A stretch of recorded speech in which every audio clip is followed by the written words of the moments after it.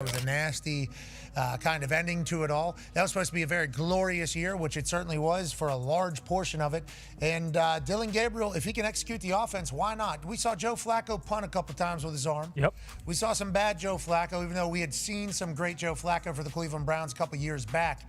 Feels like a quarterback change was inevitable. And with how good their defense is, I don't think it's over for this Cleveland Browns team. If Dillon Gabriel can come in there and play some ball, very tall. I mean, Carson is a big boy, large individual. But let's talk about Dillon Gabriel. And the only knock really is, can he see? Is he going to be able to handle it all? How about some big-time shots? We've seen undersized, and we're only saying undersized because in real life they're normal size. More athletic. Something feels off in Cleveland. The depth chart clearly favors Gabriel over Shedeur, yet according to Pat McAfee, there's a hidden reason behind it, and it's sending fans into a frenzy faster than a Browns turnover. What exactly did he uncover? Could it be locker room politics, pressure from the higher-ups, or just pure, chaotic strategy disguised as planning? Whatever's happening, it's shaping up to be the most dramatic quarterback saga since Baker Mayfield's farewell tour, and this time, the truth might actually be wilder than the rumors. Game 1 against Cincinnati at home, they would be the talk of the NFL right now because I look at the fourth quarter yesterday, they go 0 for 4 on third down because Dillon was playing not to lose. Don't throw it to them, don't put it on the ground. And he did a great job of that. But on one of those third downs, you have to try to make a play to win the football game. And trust me, no matter what Stefanski called, Shedeur would try to win the football game because it's how he was raised. You're going to make a play. With a smirk. McAfee leaned in with that knowing look, like he'd just received a message from someone way too high up the food chain, and then dropped a line that hit Cleveland harder than a Myles Garrett helmet swing. Dillon Gabriel wasn't starting just because of performance. Oh no, there was something deeper, something brewing behind the closed doors of Berea's walls. Suddenly, everyone in the Browns front office looked like they'd just seen a ghost wearing a Colorado hoodie. Entire situation. This is a tough situation for a third-round draft pick who's trying to make his career, and then a guy that's drafted 2 rounds after him is obviously the topic of conversation all offseason, all training camp, even when he gets his start, topic of conversation. He has maintained kind of locked-in, laser-like focus. I love the way he has handled it. He obviously has a chance with his arm. What do you expect from him with the Browns, and has he always been this guy that is like the utmost professional, seemingly, here? Yeah, I'm with you. I go back to anytime you're looking at a young quarterback, I personally look at how many reps. Browns fans are no strangers to dysfunction. It's practically a franchise tradition by now. But this situation had layers. Gabriel, the quiet newcomer who was supposed to be competing for his spot, somehow bypassed the waiting line and landed straight in QB1 territory. Meanwhile, Shedeur Sanders, the golden name that had half of Cleveland buying jerseys before he even took a snap, was pushed aside like a rookie trying to find a seat at a veteran poker table. Graded fairly. That's all I'm saying. I graded it fairly. Like, you really you said I want him to play bad so Shedeur could get. I do, but some teachers might want this kid to do bad, but when he turned that test in, she just got to grade that. I believe Shedeur's better as well, but if we're going to grade, stop grading with bias. All right, grading without bias. QBR for the game. Dillon Gabriel was a 38 on He had a rookie after 3 days of QBR practice. don't lie, man. It doesn't lie. Take the name off of it, bro. Just look at What was really going on, the entire poker table flipped. According to whispers, and his source with a dangerously sharp memory, this wasn't about performance in camp at all. It was about politics, comfort, and the coaches choosing safety over spark. Stefanski wanted predictability, not personality. And Shedeur. He brought both, in overwhelming doses. The moment McAfee dropped that bomb, the NFL world went into DEFCON 1. ESPN was running graphics, Reddit threads were mutating by the hour, and local Cleveland radio hosts sounded like they were reporting from a disaster zone. Everyone wanted answers, but no one inside the Browns organization seemed ready to give any. Tension spread through the locker room. One veteran reportedly said it felt like a high school cafeteria after a messy breakup. Hardly ideal before the first preseason game, but McAfee's revelation didn't stop there. He went on to claim that the decision to start Gabriel wasn't even unanimous among the coaching staff. A few assistants apparently believed Shedeur had that uncoachable spark, that raw electricity and fearless confidence that can either win you games or burn everything down trying. And then obviously finished it in Eugene. And the only reason I bring all that up is this guy's dealt with a lot of different circumstances and different kind of pressures, especially when he stepped up from UCF to Oklahoma. And so I think that really hardens a guy, you know, when you deal with the ups and downs of playing quarterback at some of these high-profile places and you have so many reps. You know, that's why I think Brock Purdy was able so quickly after a four-year starter at Iowa State to be able to step into the NFL and seed the game pretty quickly. And I think Dylan Gabriel reminds me of that. You know, he reminds me of a guy that had a ton of reps. You put him in that offense with Kevin Stefanski, who understands how to attack. Ever the cautious engineer, wanted structure over sparks, film room perfection instead of media fireworks. And that's where everything began to unravel, because Cleveland fans don't do safe. They've seen safe, lived safe, and safe got them a 6-11 record and a lifetime supply of emotional damage. So when McAfee said what he said, it was like handing every Browns fan a megaphone. Suddenly, the city wasn't just questioning the decision. It was questioning the entire philosophy behind it. Talk shows called it preseason sabotage, Twitter rebranded the team as the Cleveland Politics, and one fan even parked outside the facility with a sign reading, "Start the star, not the substitute." Inside the building, the mood shifted from tense to toxic. Shedeur's body language said it all, calm and focused, but quietly simmering, like he was waiting for that one "I told you so" moment. The coaching staff, meanwhile, went into survival mode. Stefanski's poker face began to crack. During practice, the anxiety was visible in every overcorrection, every cautious call, every extra film session. He wasn't just coaching anymore, he was trying to justify a decision the entire country suddenly had an opinion about. He conducted himself how a career backup should conduct himself, where you just hope that you're able to hold down the fort until the regular starter comes back. The problem is, we don't have a regular starter that comes back. Well, we do, but nobody wants to see him. So nobody wants that to happen. So here we have to hope that Dylan Gabriel, a guy who is certainly limited, a guy who's smart enough to probably be a coach in the NFL someday, has to go out there and conduct an offense. And we just little bit. And we have to hope that Quinshon Judkins is able to carry us into the end zone, and we don't have a holding call on it. Because we got two guys there who are again replacing another guy who had replaced another guy. When the real fun began, McAfee doubled down the next day, revealing that the Browns' front office wasn't exactly united either.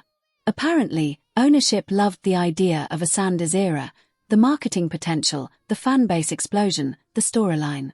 But Stefanski wasn't sold. He saw Shedeur as a long-term project, not a plug-and-play savior. So when Gabriel exceeded expectations in a few closed-door scrimmages, Stefanski saw his escape hatch, and he took it. Once that truth hit social media, Cleveland imploded.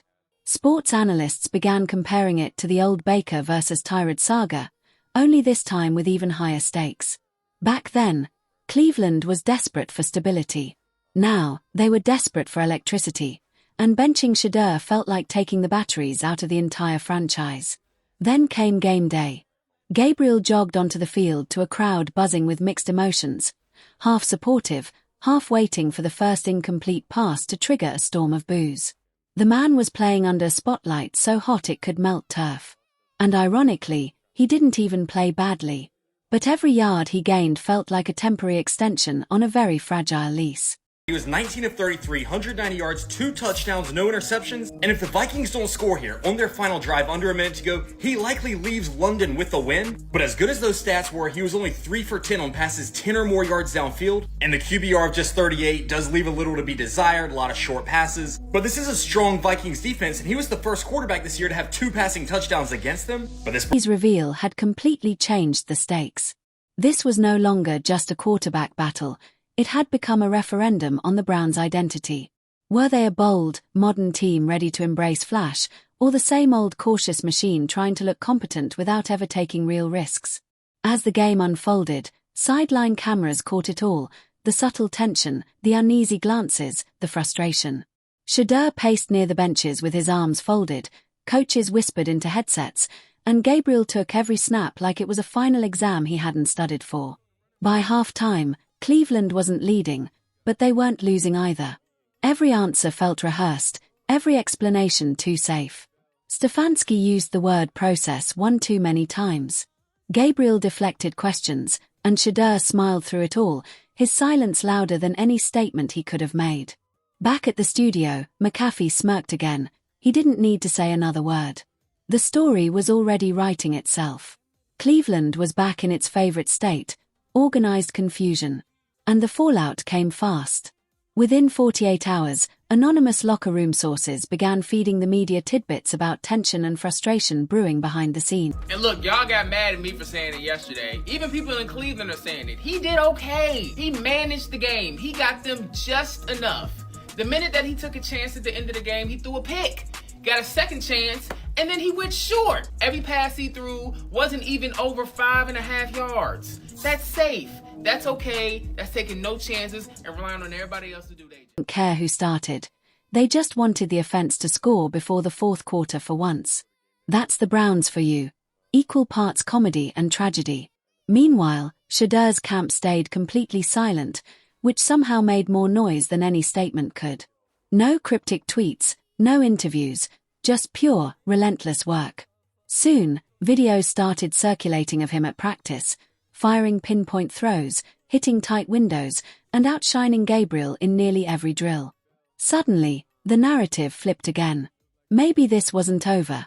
Maybe the Browns had lit their own fuse. By the second week of camp, the tension was thick enough to feel in the air. McAfee kept fanning the flames, not out of malice, but because Cleveland's chaos practically writes its own headlines. It doesn't need exaggeration. It's self-sustaining. Behind closed doors, though, Stefanski was losing ground. Reports hinted that some assistant coaches were growing quietly frustrated. They saw the locker room splitting apart. Some wanted to rip the bandage off and start Shedeur, while others worried it would make Stefanski look indecisive. The word divide reportedly started coming up in meetings. Never a good sign this early in the season. But I think regardless of result, week to week, there's a process, and more time you spend around anyone, you're going to get more continuity, and that's, QB to receiver, that's QB to running back, that's us as a whole unit. Knew exactly what he was doing. He kept the story alive, weaving just enough truth through his sarcasm to keep the entire NFL talking. And Cleveland, well, they played right into it. Every defensive soundbite, every subtle eyebrow raise from a teammate became part of the growing case that the Browns had no idea what they were doing. Then came the breaking point. In week 2 of the preseason, Gabriel struggled. Shedeur stood on the sideline, helmet on, watching the field like a man who already knew how the movie would end. In that moment, McAfee's truth started to feel like prophecy. After the game, the press room looked more like a courtroom. Stefanski tried to sound composed, but the pressure was undeniable. Reporters fired questions about quarterback evaluations and long-term plans, and though he dodged each one, the damage was done. The fans had reached their verdict, and it wasn't in Gabriel's favor. The next morning, McAfee addressed it again with his signature blend of humor and chaos, reminding everyone that in Cleveland, the truth always comes out, usually through a leak, a meltdown, or both. His grin said everything. He didn't need to name names. The Browns had exposed themselves once again. I thought he played a good game. First thing I see, damn, he's tiny. Yeah, he's small. I'm like, oh my goodness.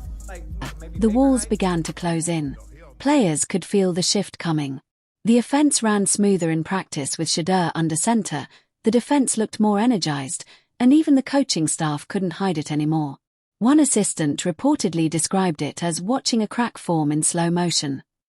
Then it happened, the switch. Quiet, unannounced, buried in a midweek practice rotation. Shedeur started taking first-team representatives again. Officially, nothing had changed. Unofficially, everything had. When that news broke, Cleveland lit up. Social media exploded, and once again, McAfee was proven right, not because he predicted it, but because he understood the Browns better than they understood themselves. The energy flipped instantly. The same players who looked hesitant a week ago suddenly played with confidence, rhythm, swagger, and just a hint of danger.